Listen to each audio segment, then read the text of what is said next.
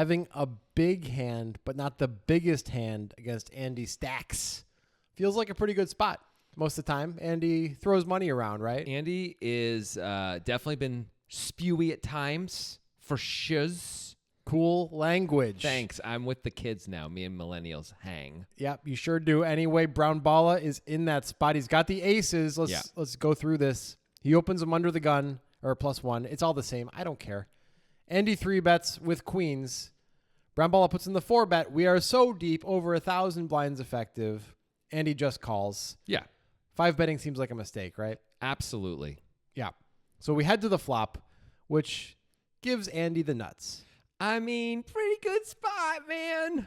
Let's talk about Andy's lead. This came up on our podcast, and initially you didn't like it, but maybe you came around a little bit. Yeah, well, I was thinking about Andy as the guy who is really loose pre-flop, does a lot of 3-betting with a lot of hands and all that kind of stuff. And so if that's the case, I don't really like a lead here when we have the nuts. I think we got more check raises with a lot of our range than leads normally. And so why not do that also with the nuts, basically? Right. The argument against that is if Andy is not as extremely wide as you think he is, and really more about Balla's perception of Andy, right? Yeah. Because if I'm Brown Balla and I have aces in a 4-bet pot in this spot, any board that has 2 Broadway cards on it is a board that is a definite candidate for me to check back. Especially these two, actually. Like, a king is a better card for you, honestly. Like, yeah. King is more likely 5-betting than queen Right. or jack. Queen Jack 10 would be worse, obviously. Yep, But big time. Queen Jack X is pretty bad because Andy, of course, has sets in his range, and it makes up a much higher percentage of his range than it normally would. And, of course, that doesn't mean we're folding or anything like that, but it does mean we're more interested in controlling the pot. Right. So checking back seems like a real option with aces. I agree. And if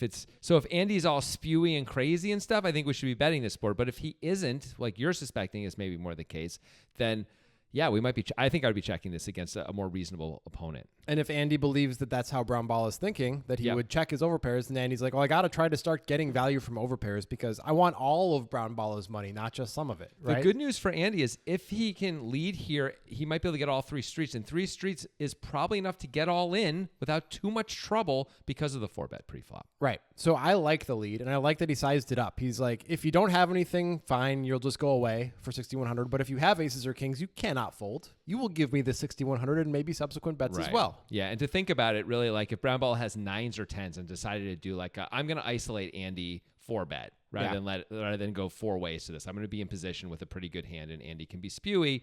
This is the kind of board where it's hard to get a lot of money out of him anyway, right? You're just never going to get maybe you get 1 bet out of him. So Andy's playing for the whole thing against the big hands. I like it. Yeah, and Brown Balla, of course, he calls. He has to call at this point with aces on this board. I mean, this is a really wet board too, right? Yep. We get the deuce of clubs. It is a brick card, but it does wetten the board a little bit. Clubs now are a draw. It's not a super likely draw for either player, but it's possible. And he's going to keep going. You might as well. This is what he's set out to do. He still has the nuts.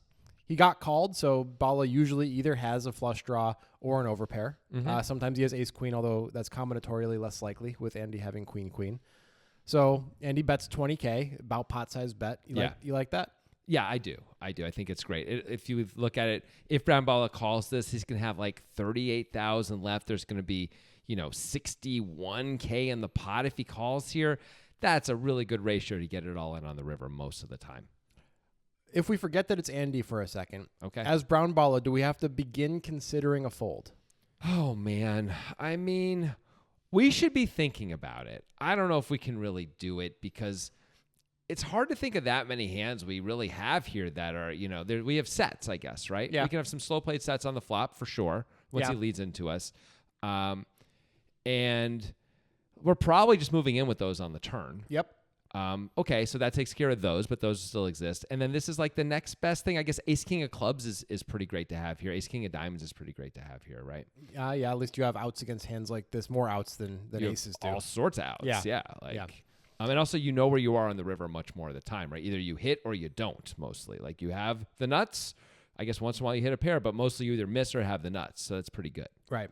So maybe we can consider folding sometimes, but against Andy in particular, we certainly cannot. Right. Like think of Andy, the way I think of Andy is the way like maybe people think of Mariano now, where he can just sometimes really go there, really make some plays. And so if that's the case, This board, that card, we're just calling. Especially considering that we do not have the ace of diamonds in our hand as Bala. If we had the ace of diamonds in our hand, I still think we're supposed to call Andy in particular, but against the general population, we might want to consider a fold starting now, because what does Andy have now that he's leading the flop and then betting pot on the river if it's not the nut flush draw?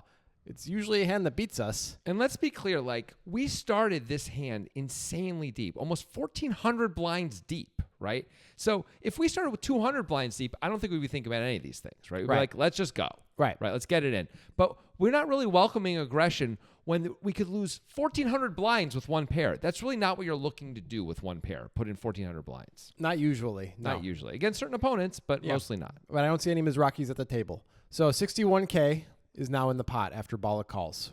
The river is the 7 of clubs. So clubs got there, which Ace-king of clubs is hard to imagine, but it's possible. I think Bala could have ace-king or ace-queen of clubs. He maybe could have ace-10 of clubs. I'm not sure if that's in his 4-betting range or not. I don't really think Andy has any ace-queen of clubs. No, and maybe he sometimes has ace-king of clubs, maybe, where he leads with that on the flop. Maybe. Right, but it's not a huge part of the range. Yeah. So that should not scare Brown Bala. The 7 of clubs should not change anything from Brown Bala's point of view, is what we're saying. And it shouldn't really from Andy's either, because what is he going to do? Check fold? Like, you got to make sure you put the money in, because overpairs are going to check back at this point, right? Right. No, we're never check folding. And if we check and Brown Bala goes all in, Brown Bala could be doing it for value with worse hands. He could have Jack, have slow played the turn once in a while, and be shipping it now, right? Like, we can't fold. Like, the price is way too good. He doesn't have very many clubs. Sometimes he does. Sometimes we get snapped when we move in, but so be it. We just got to move in. We got to get the value from overpairs. Yeah, we got to force them to call, or at least consider calling. Well, should we get the value from overpairs? Because that's what Brown Bala has. He's got an overpair. Yeah. And we did a pretty deep analysis on our podcast. You can check that out if you want to hear more about that. But ultimately, we came to the conclusion that Brown Bala should call without the ace of diamonds in his hand. Yeah. If he has the ace of diamonds in his hand, I think it's probably a fold. I think you got to fold at that point. I mean, it's really tough. If we have the ace of diamonds in hand, there aren't very many diamond combos left. It's hard to believe Andy's making value bets with a worse hand than ace-ace, all 3 streets. Like, setting this up the way he has, it feels very unlikely. So if the ace of diamonds isn't available, then what are the bluffs, right? And it's hard. Right. It's hard to come up with them. There might be some diamond bluffs, but they also have to take this line, which they're not going to do that often, right? The lead line on the flop, and also just the triple barrel. They're going to give up something. They're going to be like, he has aces, I give up, right? Like 9-10 or king-10 of diamonds, which would feel comfortable getting it in on the flop or turn, but those are not likely hands to 3-bet when +1 opens in the first place anyway. Right. Yeah. It's possible, but it's not as likely for sure. Right. So I think if Bala had aces with the ace of diamonds, he could definitely fold. But I think this hand is probably just a little too high in the distribution, even though it feels like you're losing so much. It feels like you're always losing. It feels like we're losing a huge amount of the time. The good news is we don't have to win that much of the time. There's almost 100K in there. It costs us 38K, right? So there's something there. Like, it's like we only have to win, like, what, third of the time or something like that.